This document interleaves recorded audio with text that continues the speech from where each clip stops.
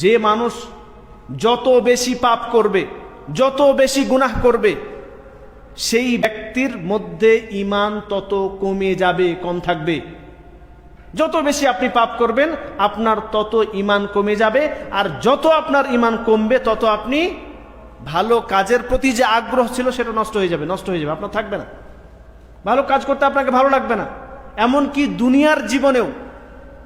দুনিয়ার জীবনেও মানুষ যদি ভালো কাজের সাথে যুক্ত থাকে, যে কোনো ভালো কাজ, সেটা দুনিয়াবি ভালো কাজ হোক বা আখিরাতের জন্য আপনি করছেন, সেটা ভালো কাজের সাথে, পজিটিভ কাজের সাথে যদি আপনি যুক্ত থাকেন, দেখবেন আপনার যে কোনো কাজ করার প্রতি ভালো এনার্জি থাকে।